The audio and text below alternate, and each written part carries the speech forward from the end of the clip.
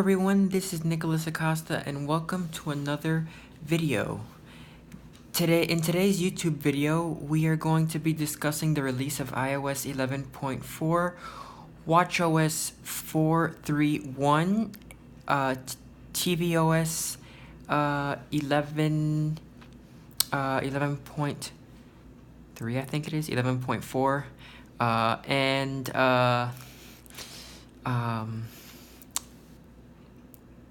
and we're just gonna be talking about it because these updates came out yesterday. Also, a minor update for iTunes 12.7.5 was also released.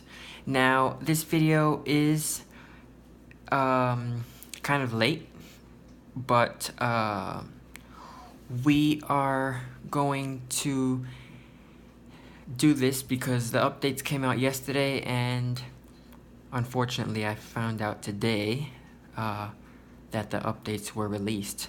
Usually when an update is released, the video will come out on the same day. But I won't be talking about everything that's new.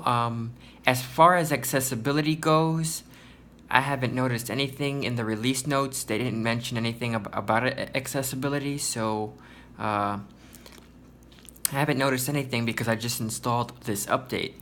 But I'm not gonna talk about everything in this video because then this video will be too long. So it's great. It's fine if you go and look at the release notes for iOS 11.4, watchOS 4.3.1, and tvOS 11.4. There's so many version numbers that I kind of get confused sometimes. Is it tvOS 11.3 or 11.4? I get kind of confused. So please excuse that confusion. So iOS 11.4 will run on all of the devices that are capable of running iOS 11. If your device is compatible with iOS 11, you are able to run 11.4. Now that's anything starting from the iPhone 5S and higher. So if you have a 5S or higher, if you have an iPad, that's capable of running iOS 11, then you know that you're able to run iOS 11.4. And so I'm gonna talk about two things in 11.4, because 11.4 also fixes bugs. But in iOS 11.4, AirPlay 2 has been built into this operating system. This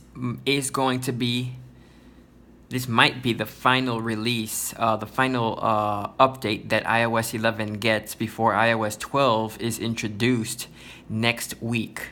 And I will talk about what to expect at the end of this video, because Apple is going to be having their Worldwide Developers Conference, or WWDC, on June 4th.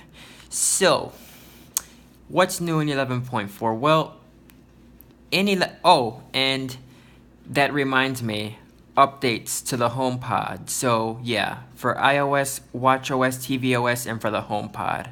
So yes, so AirPlay 2 is gonna work on the HomePod. It's gonna work on the Apple TV, and then in the future on third-party Bluetooth speakers, they're gonna be enabling AirPlay 2 support. So for Sonos, for Bose and other speakers, they're gonna be the manufacturers are gonna be updating for those speakers that support AirPlay, they're going to be supporting AirPlay 2, which is the new standard. So also, if you have a HomePod and you set it up, you have multiple HomePods, stereo support is also available in 11.4. And then, so you're able to play a game or play or play music, and you have the option of playing them on multiple HomePods at once. The sounds from those games or the sounds from like music and anything, you can stream it through your HomePods, and you get the stereo effect. Also in 11.4 is iMessages in the cloud. So you have to go into settings and enable this by going into the messages settings and enabling iCloud within settings. I haven't messed around with this yet, but it's gonna allow you to have your messages synced into the cloud. And basically, if you delete a message thread on your iPhone or your iPad, they'll be deleted from other devices. If you delete something from your iPad, from your iPhone, it'll be deleted, and vice versa. So also, iOS 11.4 fixes a number of bugs, including a bug in messages where the message threads will the order of the message threads will sometimes when you send a message, your message threads would have gotten mixed up, and I've noticed this bug that whenever I would send a message, my message threads weren't in order. So enough with that.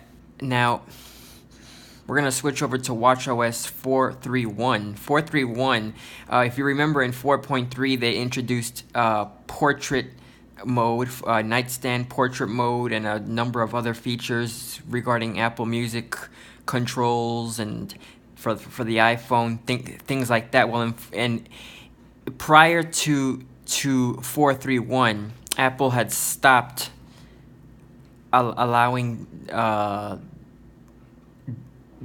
developers to create watchOS to create watchOS apps that ran on watchOS 1.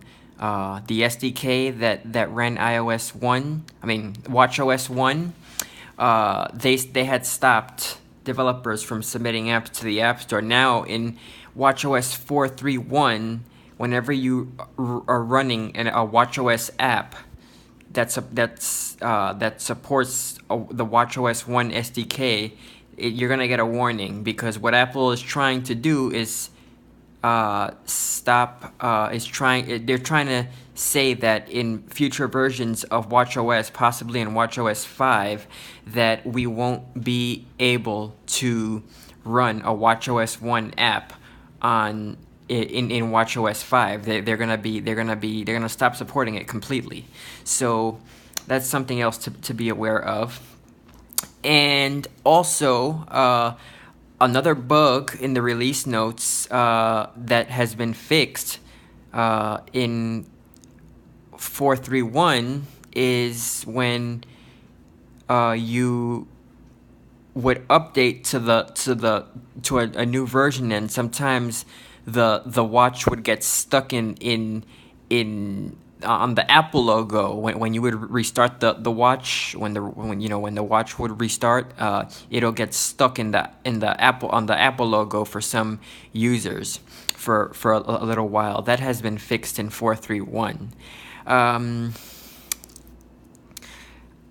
I would like to see iMessages in the cloud expand to watchOS, because they didn't mention anything about that. But maybe in watchOS 5, we will have support for iMessages in the cloud. Because right now we only have it, as far as I know, we only have it for iOS. But they should expand to the Mac and to the into the watch as well. And another thing that we're going to that I want to talk about is, of